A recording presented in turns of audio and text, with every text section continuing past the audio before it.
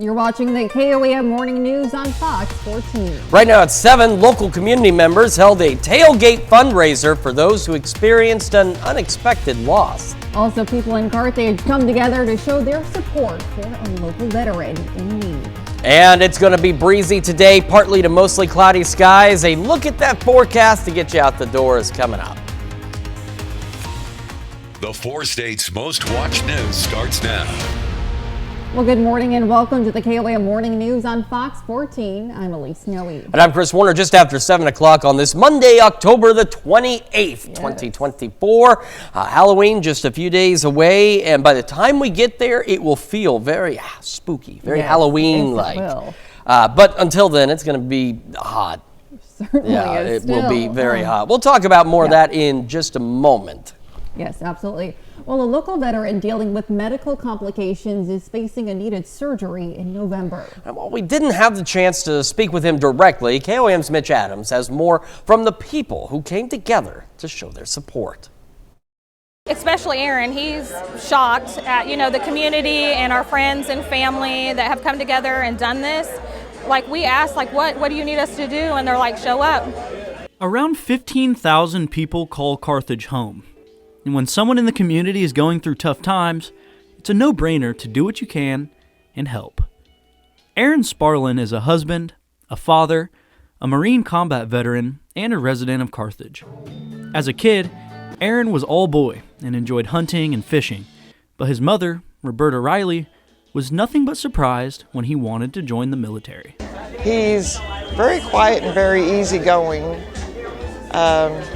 When he went into the military, I was very surprised. It happened when the 9/11, and he came home. Take your time. He came home from school and told me he'd signed up and that he wanted to be a Marine. And I said, why a Marine? We didn't have anybody in the family. And he said, because they're the best. That's what I want. I want to be a Marine. So that's what he did, and it was his being deployed was hard. Aaron served 2 tours with the Marines, being stationed in Iraq and Afghanistan on separate missions. Years later, after returning home, he wasn't aware of the new battle he would soon face. And then they did more further testing and found out that he had to have a kidney transplant.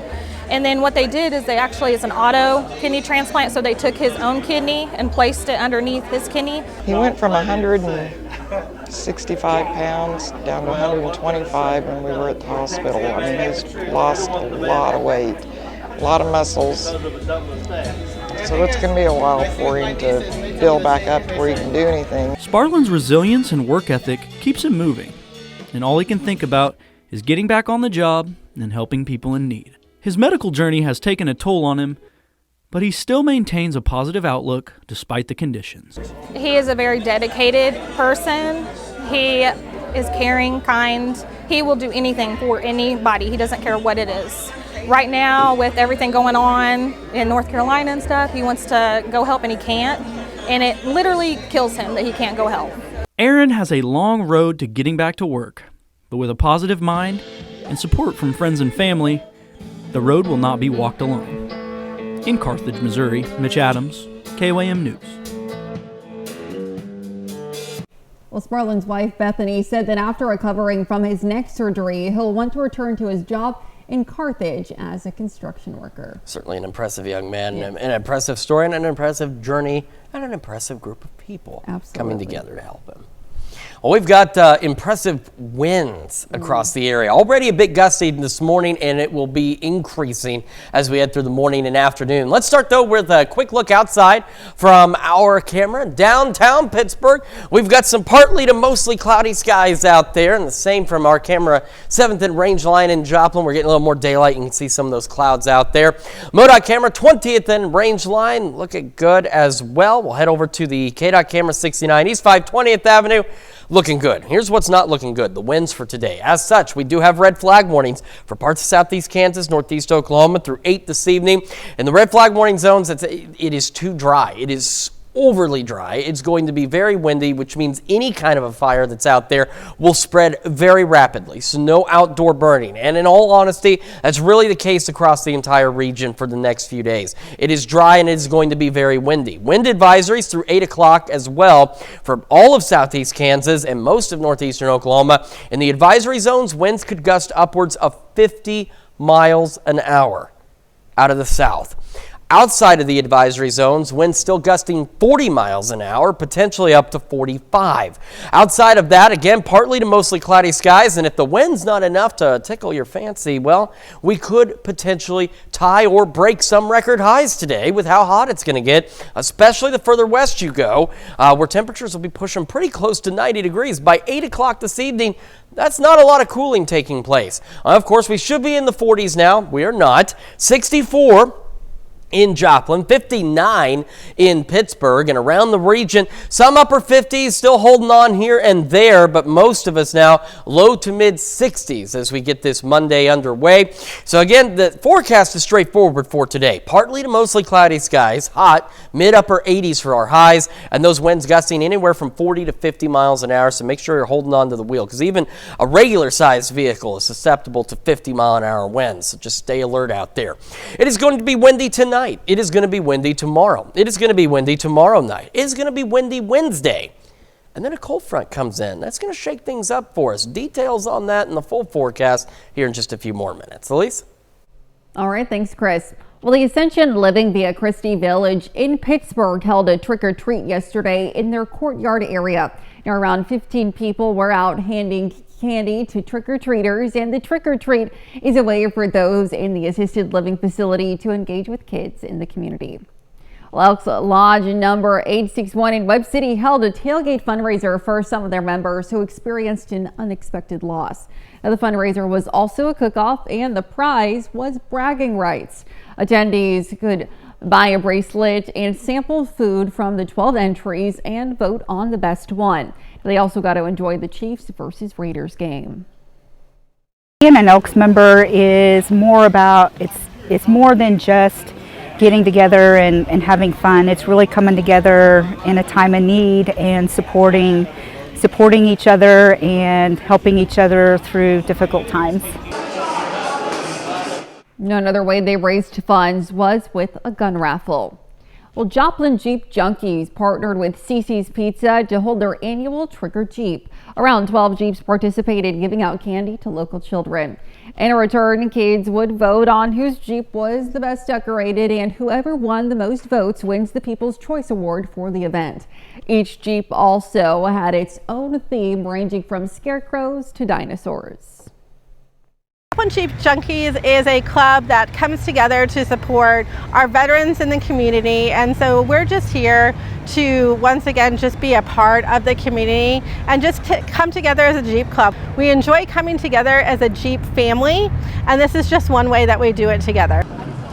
This is the third year that the Jeep Junkies have done this event. And those are our top news stories this half hour. Coming up next, Lori Horton joins us back in the studio to finish up her apple pinwheels recipe. And later, the celebration of Crawford County's oldest town takes place. We'll take you there. You're watching the KOAM Morning News on Fox 14. Well, welcome back. Lori Horton has been showing us how to make apple pinwheels this morning. So we've got our pastry dough. What is next? Or puff pastry, I should say. Puff pastry dough, very simple. We started with the ready to use, so we made it as easy as possible. And all I did was just roll this out a little bit, thin it out just a little so we can get a few more.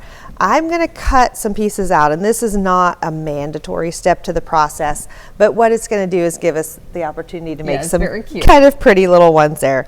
And this just makes our dough go a little farther by rolling it out into a slightly larger piece, because we're making almost like a little sandwich, so we need 2 pieces of dough per pinwheel. Okay. So you want to make sure you try to end up with even pieces however you cut this. And you can re-roll your extra pieces. They're just not quite as pretty the second time around, because as you can see, it's a kind of a stretchy dough. So you get a really nice one out of the first round, and then not quite so beautiful, but you do use up the extra dough. So we start with these, and my suggestion is definitely you want to do this process on the sheet that you're going to bake them on. Okay. So we'll move this over to our parchment paper as we kind of put all this together. The next thing we're going to do is get our apples ready, and what I did to gauge this as far as my cutter was literally just make sure that my apple would fit inside it, because we want to make sure we have that piece of dough large enough to hold our whole apple slice. I didn't use the largest apples you can get, so that's totally your option, and may depend on what size cookie cutters you have. Is there a specific apple that you would suggest that works best? You know, I went with a sweet apple. You can really do this to taste, because as you know, there's a lot of variety when it comes to apples as far as the level of sweetness or tartness. It's really personal preference. We're going to add some jam and some spices to this, some cinnamon and sugar. So you can kind of dress it up or down, but I went with kind of a middle of the road here. This is, I believe it's a sweet tango apple. I love the Honey Crisp, but they're really, really sweet. So you might want to kind of split the difference. And I peeled mine on this step. You don't have to do this either, because as you bake these, it does soften the rind a little. So you don't have to, but I think it just makes them a little easier to cut and serve. So this just takes an extra second to peel that skin off of there. And I just took a simple core out of the center. So other than that, we're going to leave that apple in a solid piece. And then we're going to slice this fairly thin. So this is kind of the be careful part. This is not a get the kids involved as much recipe, a little bit more detailed. You know, sometimes I like to get those ones that we can all jump in and do. This one is maybe not one of those. So just very simple, core out of the center, watch that. And then we're going to slice just a nice piece off the end, so that we start with an even piece. That's like the sample piece there to make sure your apple's nice and sweet. So a little bit thin, just a good slice on there. We're going to start with some jam, and I did not have apple jam this morning, but I had apple preserves, or I'm sorry, apricot preserves. You can use apple, you can use any flavor of them you want. Apricot and apple really go together well, because it brings out that extra sweetness of it. So I'm just going to try and grab a little out of here and not get a lot of the fruit pieces. And that's our first step. When we come back, we're going to layer all of these together so that they bake out nice, and we'll show you how to cut those little fancy pieces. Yes, well, wonderful. We'll stick around. We'll be right back. Welcome back. Lori Horton is showing us the final steps for her apple pinwheels recipe. So what is left for us to do? All that's left is a little assembly. So we've got our bottom layer of puff pastry. We spread just a little bit of the apricot jam or preserves on there. I've got my apple slice, and then I'm going to do just a couple little things before I put that top sandwich on. And the first one is just a little bit more of the jam, and this is going to sort of glue our top layer on and keep it from being, you know, you want a little extra sweetness, and again, bring out that fruit flavor. And I always keep just a little bit of cinnamon and sugar in the cabinet already mixed together. That just goes on anything with apples. You know, you can just always dress that up a little bit. So we're going to sprinkle just a little bit of that on the inside. And then we're going to add our second layer. Now, this is not something that we need to seal. It's not that kind of a pastry. Just a sandwich.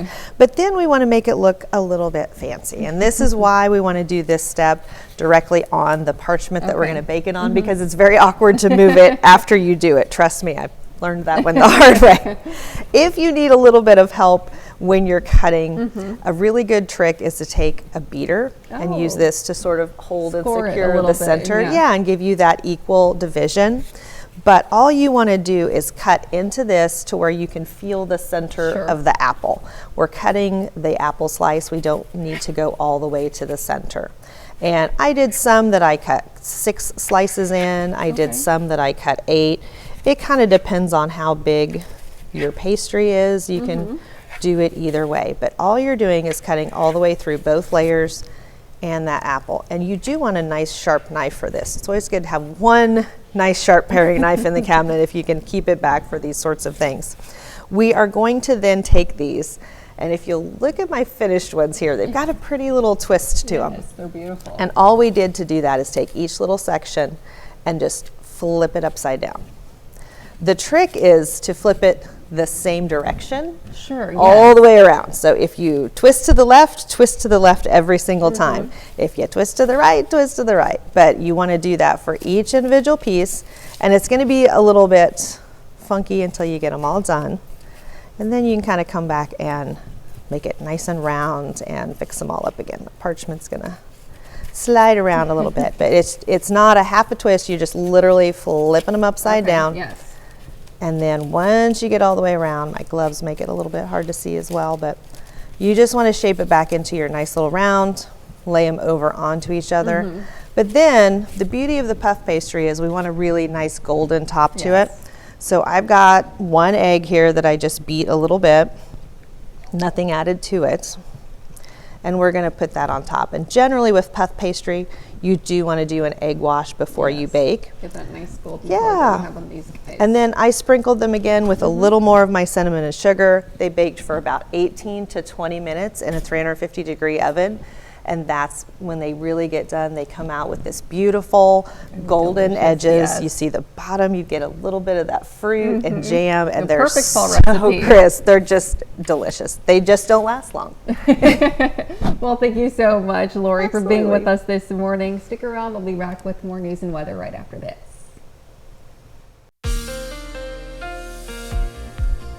Welcome back to the KOAM Morning News, 7:23 on this Monday morning. We're starting with this. We have wind advisories for all of southeast Kansas, most of northeastern Oklahoma through 8 this evening. In the advisory zones, winds could gust upwards of 50 miles an hour. Outside of the advisory zones, gusts still upwards of 40, maybe even 45 miles an hour will be possible. On top of that, red flag warnings for parts of southeast Kansas, northeast Oklahoma, also through 8 this evening. The air in ground and everything else is so dry out here that any kind of fire could spread very rapidly. And that's really going to be the case across the entire region with those winds pushing like they will be. Now, here's a look at what we're talking about with the gust tracker. You can see out west it's a bit gustier. Still not much improvement out to the east either. And the other thing is with these south winds, especially gusting upwards of 50, any kind of vehicle is going to be susceptible to these kind of gusts. So make sure you are alert and hold on to the wheel, especially if you're traveling on any east-west highways with these south winds out there.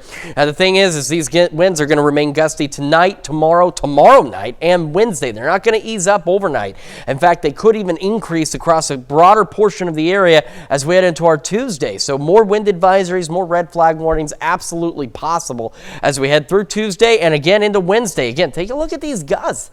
40, 50 miles an hour Tuesday night into Wednesday, still out of the south. And they will be out of the south until the cold front arrives by late Wednesday. And that's where things are going to start to change up for us, is by Wednesday night.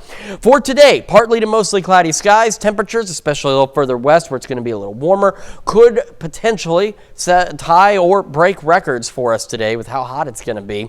This will be the trend again tomorrow. We'll start mostly clear to partly cloudy. Clouds will resume across the region. An isolated shower or two may be possible, but right now the chances for any rain Tuesday are really less than 10%. It's just going to be another hot and partly to mostly cloudy day out there with those gusty winds. And we go into Wednesday. Mostly cloudy, still windy, maybe a stray shower or two ahead of this front. And that front, once it gets here, it'll be about 6, 7 o'clock, starts rolling into the Yates Center, Fredonia, Chanute areas. Take a look at these thunderstorms. There's that front, there's that boundary, and look at these wind arrows racing into it. We are talking very gusty winds ahead of this front. And these showers and storms are going to continue to push off to the east rather quickly by about 10. Fort Scott, Nevada, Pittsburgh, Miami, Veneta, and then after 10 o'clock, rolling into the Missouri side of things, so into the Joplin-Lamar area, say about 10:30, 11 o'clock. And by about 2 a.m. Thursday, the last of them will be out of here, and temperatures will be falling back behind it. Winds will also be letting up as well. So there's some good news, there's some bad news with this cold front. One is rain, much needed rain. Now these are estimates. These will change as we get a little closer, but anywhere from 1 to even 3 inches of rainfall could be possible with the showers and storms as we go into Wednesday night and Thursday. The other good news is it puts our temperatures to somewhat more normal standards. This is the bad news. 2 days now in a row, Wednesday, we have an elevated threat for severe weather across the entire region. Now at this point, all hazards are possible. It does include a risk for an isolated tornado or two, but the greater concern is going to be very large hail and the destructive winds that'll go along with that. Something to keep an eye on. Take a look at that, though. Sunrise right now in Joplin. I just wanted to show you that real quick because it just looks absolutely gorgeous. Temperatures this morning, low mid-60s as we start. Again, highs mid-upper 80s, mid-80s Tuesday, upper 70s, low 80s on Wednesday. Very fall-like for Halloween, and as we head into next week as well, first week of November, nice temperatures and additional scattered shower and thunderstorm chances. Let's check your forecast. We're back with more right after this. The 4 states' most watched news starts now. Welcome back to the KOAM Morning News on Fox 14. It's just coming up on 7:30. I'm Elise Noe. Around 7 p.m. Friday night, police were in the process of apprehending a wanted individual on northeast corner of 8th and Chestnut in the West Central neighborhood. After 60 minutes, Joplin SWAT arrived and ordered the individual to exit the residence. Now, JPD breached the front door and the wanted male was located inside the residence and taken into custody. There were no injuries reported. Now, authorities tell us the Springfield Police Department contacted them regarding a felony warrant for the individual. Early Saturday morning, a report of shots fired in the downtown Joplin Bar District alerted Joplin 911. Now, on scene was crime scene tape surrounding the southwest portion of the city parking stretching a half a block.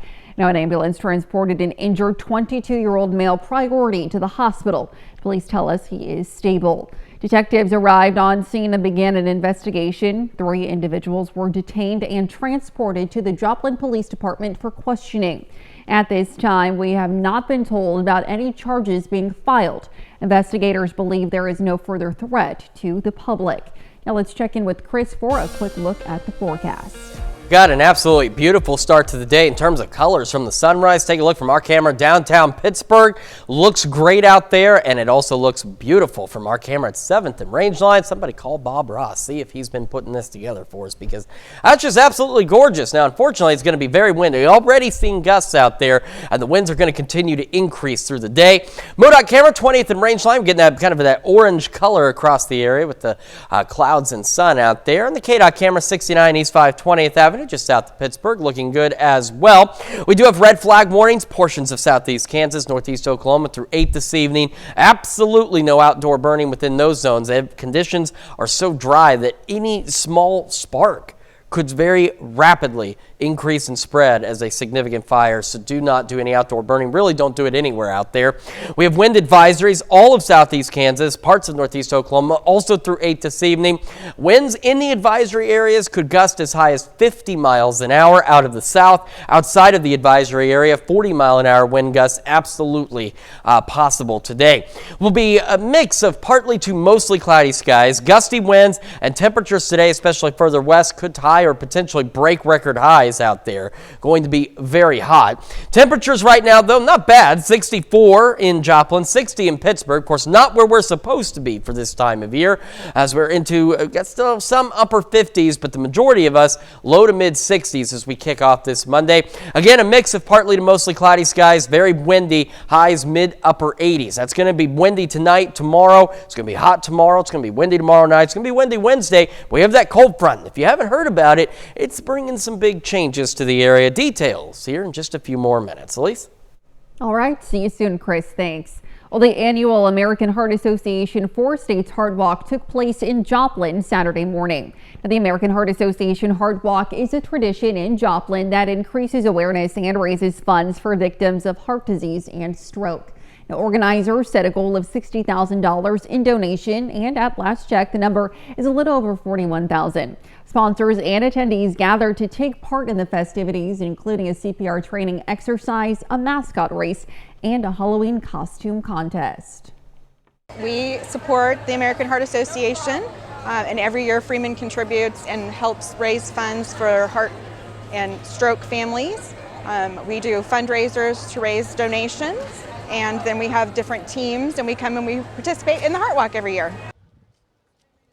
I served as MC for the weekend's festivities.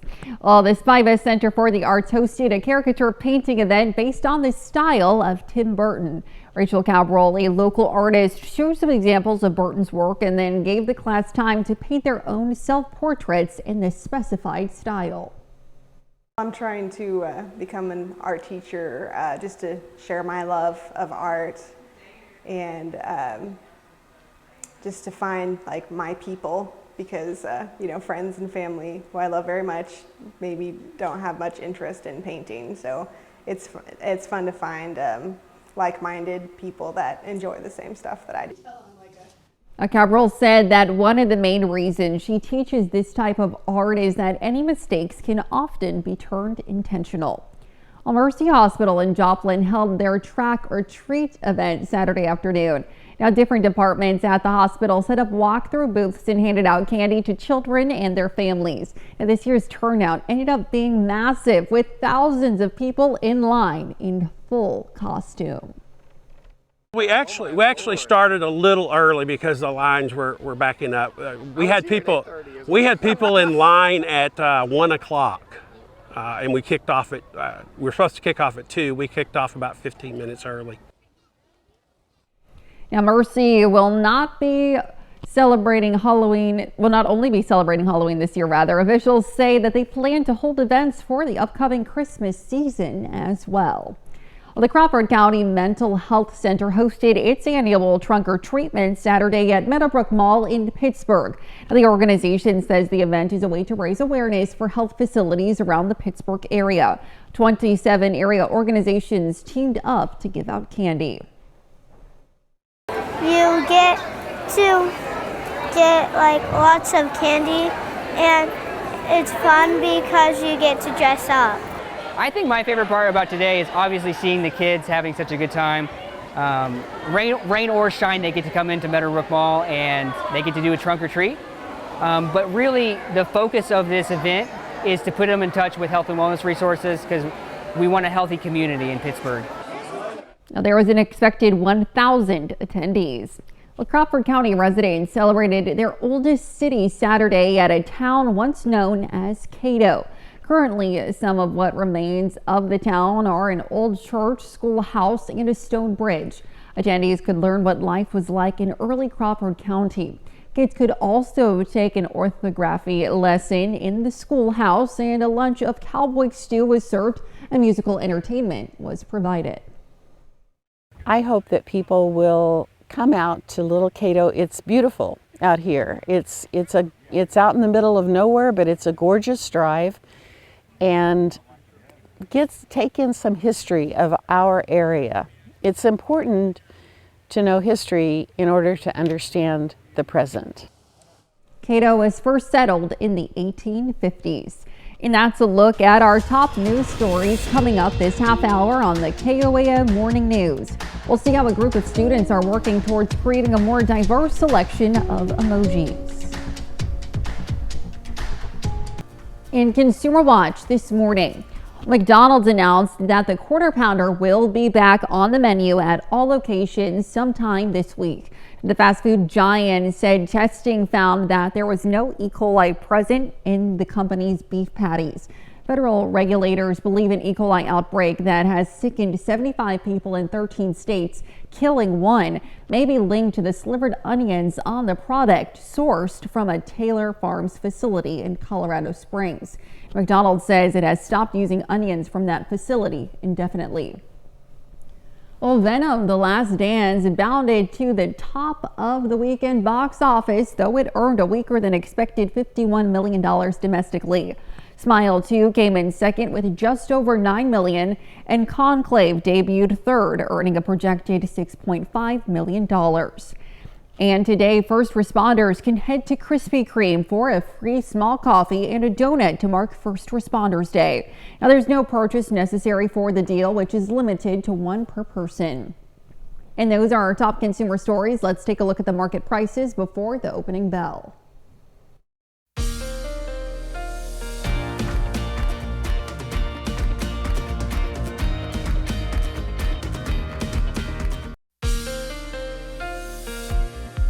Welcome back to the KOAM Morning News. Now 7:43 on this Monday morning. We have wind advisories all of southeast Kansas, most of northeastern Oklahoma through 8 this evening. In the advisories, winds could gust upwards of 50 miles an hour. Outside of the advisories, winds gusting 40, maybe 45. On top of that, red flag warnings for parts of southeast Kansas, northeast Oklahoma through 8 this evening as well. Conditions are very dry out there. The slightest spark could spread rapidly and turn into a major fire very quickly. So no outdoor burning, none of that really anywhere across the area today, and here's why. Look at these gusts as we head toward the noon hour. Again, out west a bit stronger. They're all going to be out of the south, and it'll be south winds from now until Wednesday with these gusts again pushing 40, 50 miles an hour, and they will continue to do so even overnight tonight. By tomorrow, we could see these 40, 50 mile an hour gusts spreading over more of the region. So more wind advisories and red flag warnings absolutely possible, if not likely, as we head into Tuesday and into Wednesday as well. Still very windy across the area out of the south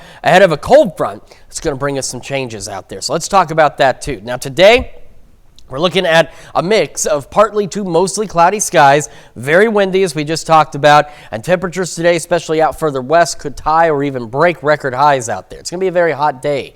It's going to be pretty warm tomorrow as well. We'll start out mostly clear to partly cloudy, but then clouds will quickly increase. Future tracks showing maybe a sprinkle or two, but overall rain chances for Tuesday are less than 10%. But do not worry, because we have more in-depth rain chances coming as we head into Wednesday. So Wednesday, mostly cloudy, still warm, upper 70s, low 80s. And then by Wednesday evening, ahead of this front, maybe an isolated shower or two. But after about 6 o'clock, starting Yates Center and Fredonia, that's where we're going to see this cold front pushing in. And take a look at how fast these wind arrows are racing ahead of that. We're talking very gusty winds ahead of this front and bringing us thunderstorm chances as we go through Wednesday evening. By about 10, it's now situated in Nevada, Fort Scott, Pittsburgh, Miami, Veneta. By 10:30, 11, it's going to be rolling through the Joplin Metro, Lamar, Neosho, Anderson.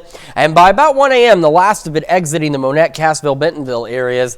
And these storms are going to bring their own flavor for us. So here's what we've got. Some good news out of this front.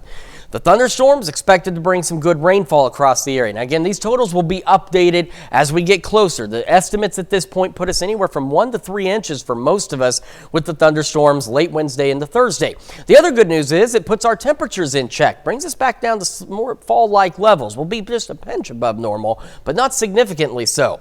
The bad news is this, and it started showing up yesterday. It's still there today. We have an elevated risk for strong to severe thunderstorms across the entire region as we head into Wednesday. And at this point on Wednesday, all hazards appear possible as well. That does include a risk for an isolated tornado or two, but the greater concern at this point is what they're calling very large hail and, of course, damaging straight line wind gusts. So it is something we want to keep a very close eye on over the next couple of days with this severe threat as we get closer to Wednesday. Quick look outside. Beautiful sunrise this morning with that mix of clouds out there. 64 in Joplin and around the region. Temperatures, we still got some upper 50s, but the majority of us low to mid 60s out there. As we go through today, again, mid upper 80s for our highs, mid 80s tomorrow, upper 70s, low 80s on Wednesday. Halloween, much cooler, upper 60s. That's seasonable for us.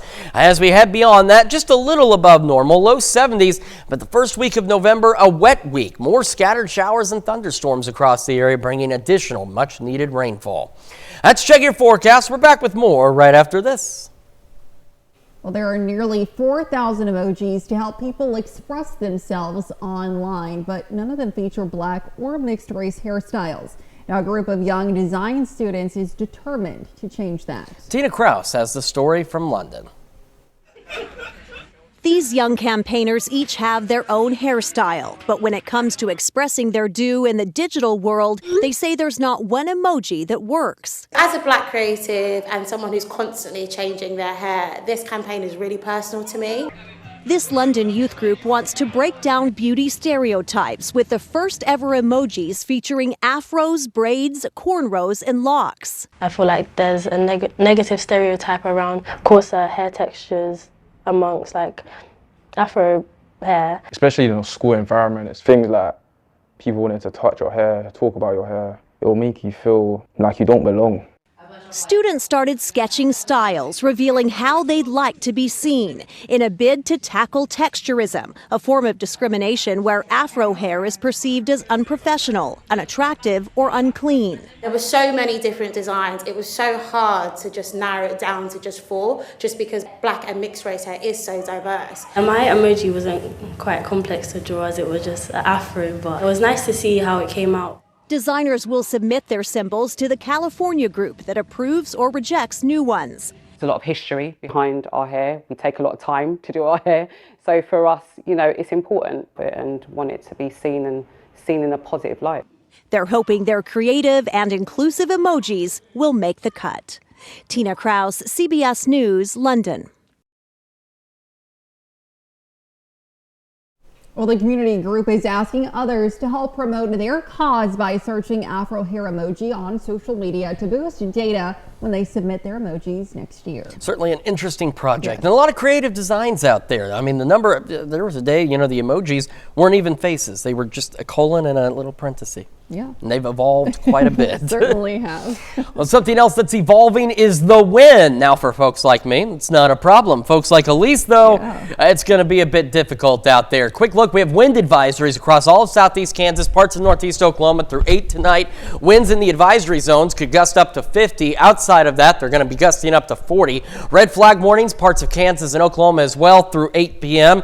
So out in these zones, we're looking at the possibility just the slightest spark could start a massive fire in short order. So please, no outdoor burning, no discarding smoking materials, really anywhere around the region, as these south winds again will be gusting upwards of 50 miles an hour to the west and upwards of 40 to the east. So that's 69 corridor, almost the dividing line.